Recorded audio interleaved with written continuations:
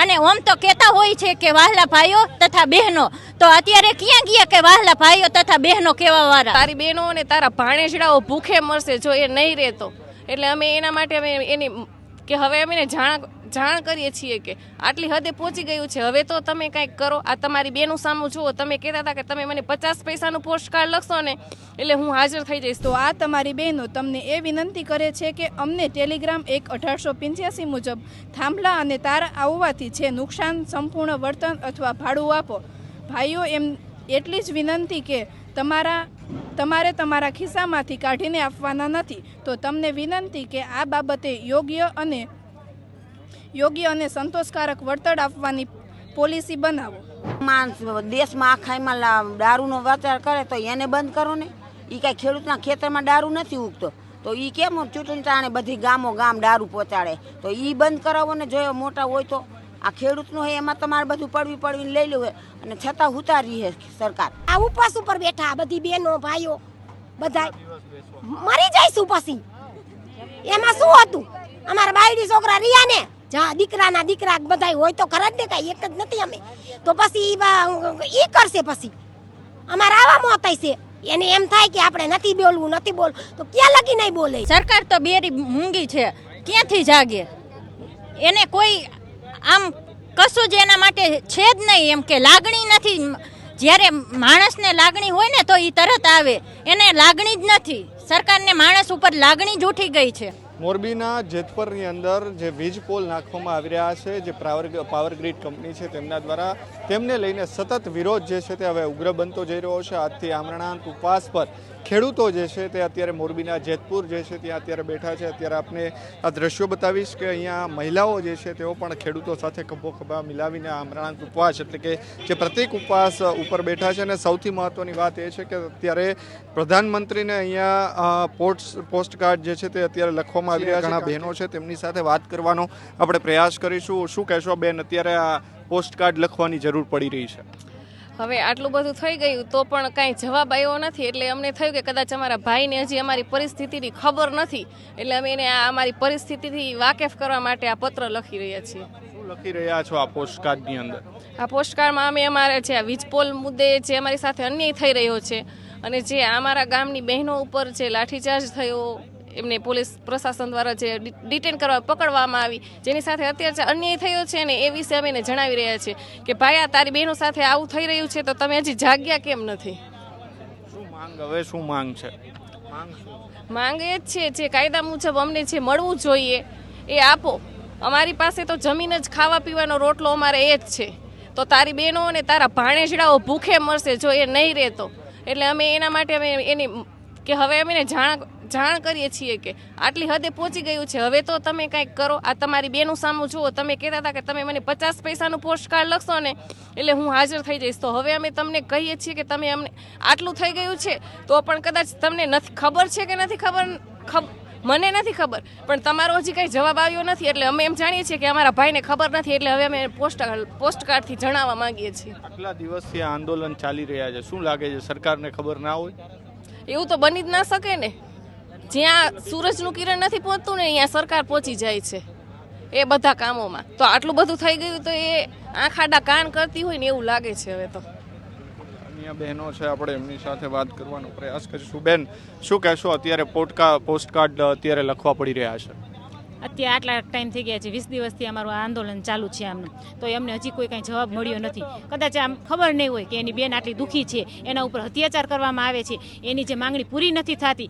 તો હવે અમને એને કીધેલું જ હતું કે પત્ર લખજો એમ. તો આજે અમે એના દ્વારા પણ પ્રયાસ કરી છીએ કે જો અમારી આ વાત સાંભળે, અમારી આ માંગ જે પૂરી થાય એ માટે અમે આ પત્ર લખવાનો પ્રયત્ન કરીશું. લાગે છે આ પત્રથી તમારા આ જે પ્રશ્ન છે એનું નિરાકરણ આવશે? હા, હવે જો ભાઈ એને જ્યારે એને કીધું હતું બેન તરીકે અમને જે એમને વચન દીધું હતું કે તમે પત્ર લખજો, અમને કહેજો એમ, પત્ર લખીને એકવાર મોકલજો. એટલે આજે અમે એ પ્રયાસ કરી છે કે અમારો ભાઈ છે તો એ અમારું સાંભળશે એમ. જો અહીંયા અમારા ભાઈ છે એ તો સાંભળે છે, પણ જે અમારો મોટો ભાઈ છે હવે એ પણ સાંભળે એવી અમે આશા રાખી છીએ. અહીંયા જે બેન પત્ર લખી રહ્યા છે તેમની સાથે વાત કરવાનો પ્રયાસ કરીશું. બેન, શું લખી રહ્યા છો? વીજ પોલ માટે લખી રહ્યા છીએ કે અત્યારે સુધી જે અમે આંદોલન કર્યા તે મોદી સરકાર કે ભાઈઓ પાસે પહોંચ્યા છે કે નહીં, તે કાંઈ જવાબ આપી રહ્યા નથી. તો હવે પત્ર દ્વારા અમે તેને જાણ કરવા માગીએ છીએ.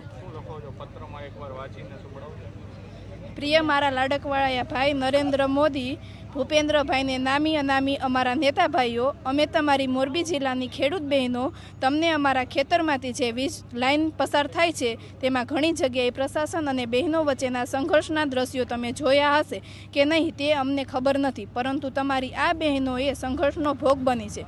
તો આ તમારી બહેનો તમને એ વિનંતી કરે છે કે અમને ટેલિગ્રામ 1/1885 મુજબ થાંભલા અને તાર આવવાથી જે નુકસાન સંપૂર્ણ વળતર અથવા ભાડું આપો. ભાઈઓ, એમ એટલી જ વિનંતી કે તમારે તમારા ખિસ્સામાંથી કાઢીને આપવાના નથી. તો તમને વિનંતી કે આ બાબતે યોગ્ય અને સંતોષકારક વળતર આપવાની પોલિસી બનાવો.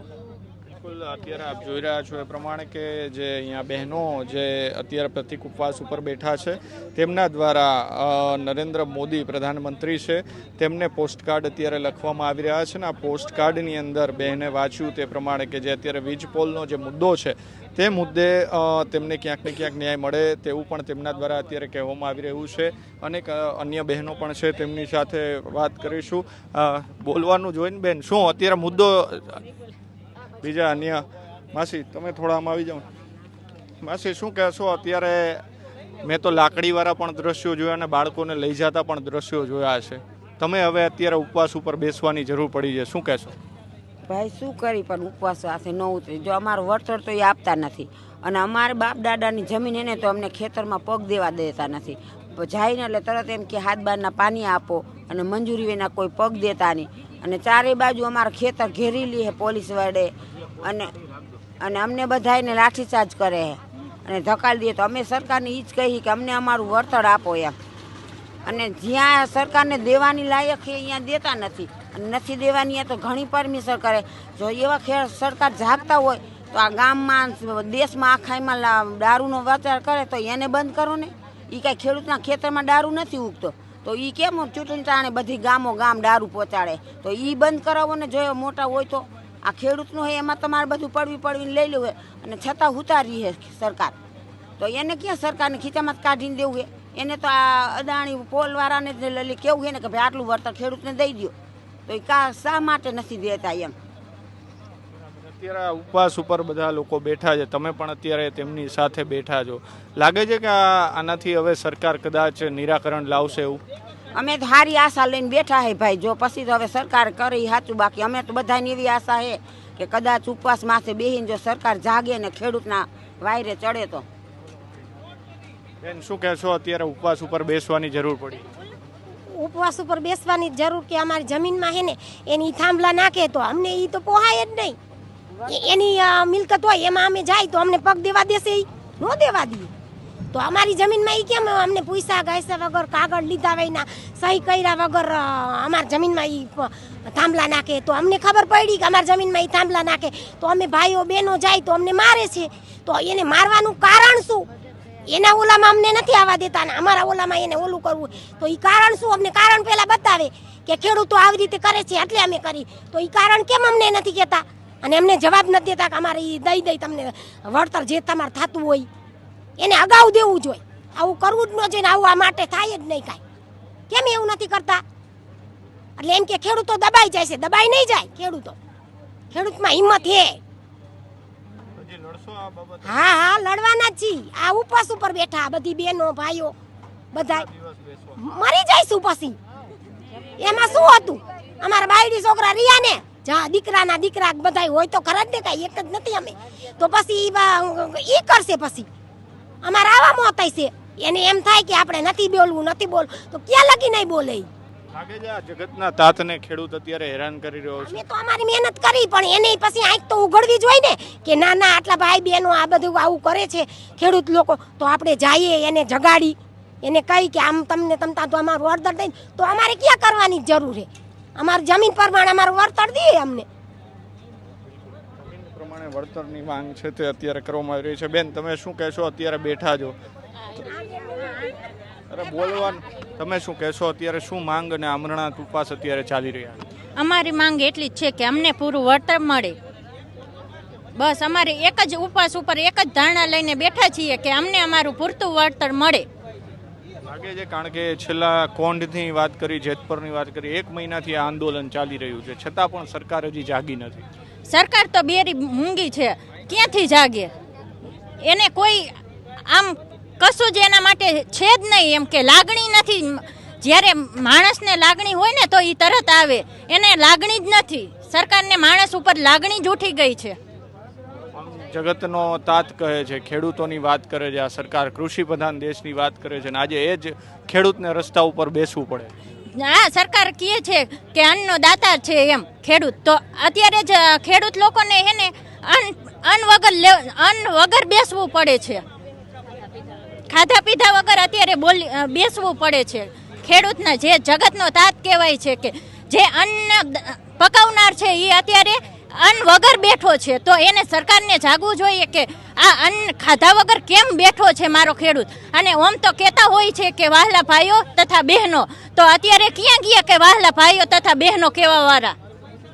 લાગે છે કે હવે આ માંગ સંતોષાશે ખરા? કારણ કે 1 મહિનાથી આ આંદોલન ચાલી રહ્યું છે. જરૂર છે, અમારી માંગ પૂરી થશે એવી અમને આશા છે. અત્યારે પોસ્ટકાર્ડ લખવામાં આવી રહ્યા છે. હા, અત્યારે અમે બહેનો દ્વારા એને મોકલી રહ્યા છીએ કે એને કહેતા હતા ને કે ભાઈઓ બહેનો તમે અમને પોસ્ટ મોકલજો. અમે પોસ્ટ લખી અને મોકલવા માટે પણ તૈયાર છીએ. હવે અમે પોસ્ટ લખી અને કહેવા માંગી છીએ કે અમારા અહીંયા કંઈક અમારું નિવાકરણ લાવો એમ. શું કહેશો, શું માંગ છે? અમે તો ખરડાથી આવ્યા છીએ, બપોરના આવ્યા ત્યારના જોઈ છીએ કે જેતપરના લોકો કેટલા દુખી છે, ખાધા પીધા વગરના બેઠા છે. ડોક્ટર આવી ગયા છે, કોઈને બીપી ઘટી જાય, કોઈને ચક્કર આવી જાય, તો આ બધી એની કિંમત ન કહેવાય. હવે સરકારને હવે જાગવું પડે આમાંથી એમ. આ બધા જોઈ ત્યાં અમને તો આવ્યા ત્યારનું પેટમાં બરે છે, પણ સરકારને પેટમાં નથી ભરતું. આને ન્યાય આપવો પડે.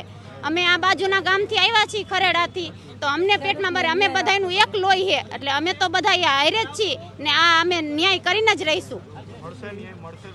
હા, ન્યાય મળશે જ. અમે બધા એક થઈશું ત્યાં સુધી અમે ન્યાય કરીને જ રહીશું.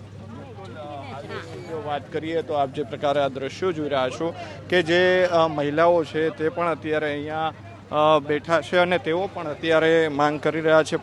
પોસ્ટકાર્ડની મેં વાત કરી કે તેઓ અત્યારે લખી રહ્યા છે અને આ પોસ્ટકાર્ડની અંદર તેઓ અત્યારે માંગણી કરી રહ્યા છે પ્રધાનમંત્રી કે તેમની બહેનો છે તે બહેનો અત્યારે અહીંયા પોસ્ટકાર્ડ લખી રહી છે અને તેમને ન્યાય આપવામાં આવે. કારણ કે છેલ્લા 1 મહિનાથી આ કોંઢથી શરૂ થયેલું જેતપરના જે ખેડૂતો જે છે તે આજે આમરણાંત ઉપવાસ ઉપર બેસવું પડ્યું છે અને તેમના જે કારણે અત્યારે ન્યાયની માંગ કરી રહ્યા છે. કારણ કે જે પ્રમાણે વળતર મળવું જોઈએ વળતર કંપનીઓ આપી નથી રહી ને તેમના જે કારણે અત્યારે જેતપર ગામની અંદર આમરણાંત ઉપવાસ જે છે તે શરૂ થયા છે. ત્યારે હવે આ ઉપવાસ બાદ સરકાર કોઈ પગલાં લેશે અથવા તો યોગ્ય વળતર ખરેખર ખેડૂતોને મળે છે કે કેમ તે આવનાર દિવસોમાં જ ખબર પડશે. કેમેરા પર્સન કેવિન નિમાવત સાથે મયુર સરવૈયા, સ્વરાજ મીડિયા, મોરબી.